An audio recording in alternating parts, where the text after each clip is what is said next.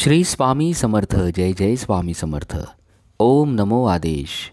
नवनाथ कथासार अध्याय 22व्या अध्यायामध्ये गोरक्षनाथानं गुरुची परीक्षा पाहण्यासाठी मीननाथाला मारलं आणि पुन्हा आपल्या मंत्रसामर्थ्याच्या योगानं त्याला जिवंत केलं. ही कथा आली आहे. ही कथा नित्य वाचली असता पुत्रप्राप्तीची इच्छा करणाऱ्यांना पुत्र होईल आणि तो मोठा विद्यासंपन्न होईल. मागील अध्यायात आपण पाहिलं, गोरक्षनाथ श्रीराज्यातून मच्छिंद्रनाथाला घेऊन तीर्थयात्रेला निघाला. मैनाकिनीला अत्यंत दुःख झालं आणि मग उपरीक्ष वसू तिला म्हणाला, या जगात जे काही दिसतं अशाश्वत आणि नाशिवंत आहे. तुला शोक करण्याचं काहीच कारण नाही. तू जिथून शाप घेऊन आलीस तेथे सिंहल द्वीपात तुला जायचं आहे. 12 वर्षानंतर मी तुझी आणि मच्छिंद्रनाथांची भेट घडवून आणील. त्यावेळेला त्याच्याबरोबर गोरक्षनाथ आणि मीननाथ देखील असतील. सिंहल द्वीपास इंद्र एक मोठा यज्ञ करेल. त्या समारंभाला विष्णू, ब्रह्मदेव, शंकर वगैरे सर्व देव येतील. त्यांच्याबरोबर नवनाथही असतील. तेव्हा आता शोक न करता विमानात बसून सिंहल द्वीपात चल. उपरीक्ष वसूनं अशा तऱ्हेनं मैनाकिनीचं समाधान केलं. ती म्हणाली, इंद्र यज्ञ करो अगर ना करो, मला त्याच्याशी काहीच करायचं नाही, परंतु मच्छिंद्रनाथाशी भेट करवण्याचं आपण मला वचन द्यावं, म्हणजे माझा जीव शांत होईल. तिच्या म्हणण्याप्रमाणे उपरीक्ष वसूनं तिला वचन दिलं आणि मग त्यांच्या आज्ञेप्रमाणे मैनाकिनी दैर्भार्मा नावाच्या आपल्या दासीला राज्यावर बसून आपल्या स्थानी जायला निघाली. मैनाकिनी जाणार म्हणून सर्व स्त्रिया शोक करू लागल्या. सर्वांची तिनं समजूत घातली आणि राज्य व्यवस्थित चालून सर्वांना सुखी ठेवण्याचा तिनं उपदेश केला. अशा तऱ्हेने मैनाकिनी शापमुक्त झाली. इकडं मच्छिंद्रनाथ फिरत फिरत गौड बंगाल्यात आले. येताना वाटेत कानिफाची भेट झाली. तेव्हा आपल्याला आपल्या गुरुचा शोध कानिफनाथांमुळेच लागला असं त्यांच्या मनात आलं. खाली उतरून त्यांनी कानिफनाथाच्या पाया पडले आणि डोळ्यांतून अश्रूच्या सरी कोसळू लागल्या. तेव्हा मच्छिंद्रनाथानं त्याला रडण्याचं कारण विचारले. मग गोरक्षनाथानं पूर्वीचा सर्व वृत्तांत मच्छिंद्रनाथाला सांगितला. जालिंदराला गोपीचंद राजाने पुरल्याची हकीकतही त्याने सांगितली. फिरत फिरत गोपीचंदाच्या राजधानीच्या नगरात म्हणजेच हेलपट्टणास ते येऊन पोहोचले. गावातील बरीच मंडळी त्यांना भेटली. मुक्तचंद राजावर बसतेपर्यंतची सर्व हकीकत त्यांना कळली. मग हल्ली राजकारभार कोणाच्या अनुसंधानानं चालतं असं त्यानं विचारलं. तेव्हा त्याला समजलं, राणी मैनावतीच्या मार्फत राज्यकारभार चालतो असं गावकऱ्यांनी सांगितलं. हे ऐकून तिची भेट घेण्याच्या उद्देशानं गोरक्षनाथ आणि मीननाथ यांच्यासह मच्छिंद्रनाथ राजवाड्यात गेले. तेथे पोहोचताच राणीला आपण आल्याची वर्दी देण्यास द्वारपालाला सांगितले. द्वारपाल लगेच आत गेला आणि कोणीतरी 2 योगी शिष्यांसोबत आले आहे असं मैनावतीस सांगितलं. त्याच्या स्वरूपाचं लक्षणांचं वर्णन करून ते हुबेहूब जालिंदरनाथासारखे दिसत आहे असंही त्याने सांगितले. प्रधान इतर सर्व मंडळी स्वतः सामोरे जाऊन सन्मानानं त्यांना मंदिरात घेऊन आली. मग त्यांना सुवर्णाच्या आसनावर बसून त्यांची षोडशोपचारे पूजा केली. मग ती म्हणाली, आपले पाय आज इथं लागल्याने मी कृतार्थ झाले आहे. पुष्कळ बोलून तिनं मच्छिंद्रनाथाची स्तुती केली. आदरानं सर्वांची विचारपूस केली. तेव्हा मच्छिंद्रनाथ आपली मूळ कथा सांगू लागले.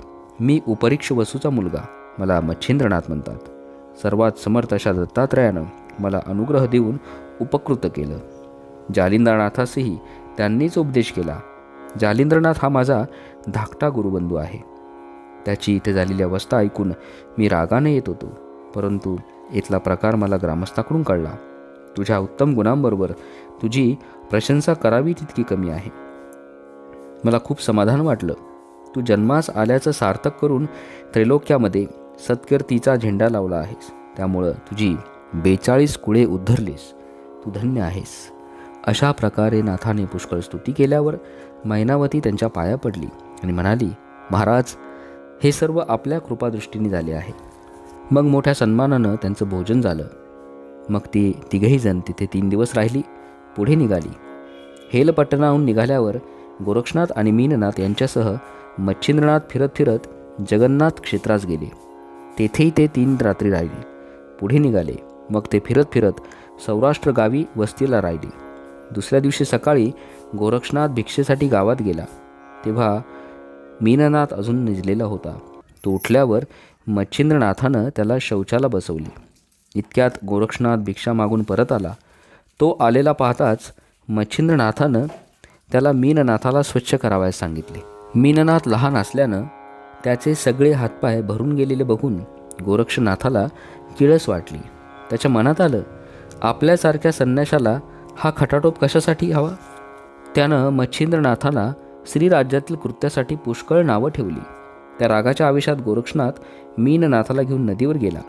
तेथे एका दगडावर आपटून त्यानं त्याचा प्राण घेतला आणि त्याचं प्रेत पाण्यात नेऊन हाडं, मांस, मगरी आणि माशांना खायला दिलं व कातडे मात्र स्वच्छ करून घरी नेऊन वाळत घातले. त्यावेळी मच्छिंद्रनाथ तेथे नव्हता. तो परत आल्यावर मीननाथाची चौकशी करू लागला. तेव्हा त्याला सुकट ठेवलं आहे असं गोरक्षनाथाने सांगितलं. गोरक्षनाथाच्या म्हणण्याचा त्याला अर्थ कळाला. तो पुन्हा पुन्हा विचारू लागला. तेव्हा बाहेर वाळत घातलेलं मीननाथाचं कातडं गोरक्षानं दाखवलं.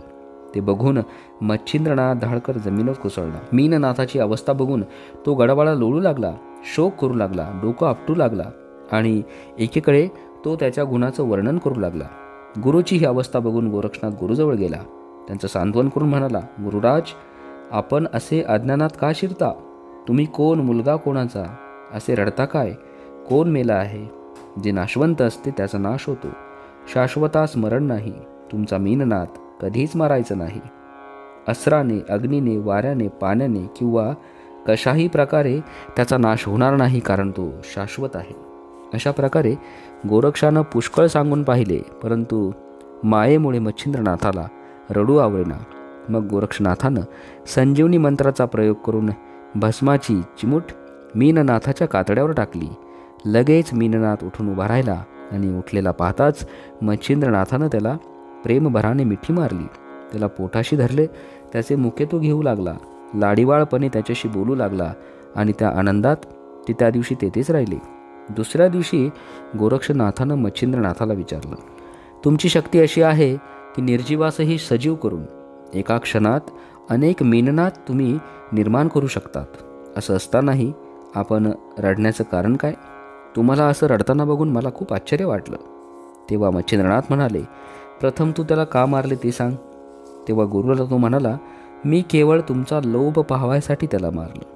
तुम्ही स्वतःला विरक्त म्हणावता आणि मीननाथावर एवढी मायाप्रेम धरता, म्हणून तुमचा भाव कितपत खरा आहे ते मला बघायचं होतं. आणि तुम्ही सुज्ञ असून रडलात कसे हे मला समजत नाही. हे ऐकून मच्छिंद्रनाथ म्हणाला, आशा वगैरे तुझ्या अंगात कितीपत आहेत हे मला पाहायचं होतं, म्हणून मी मुद्दामच हे कौतुक करून दाखवलं.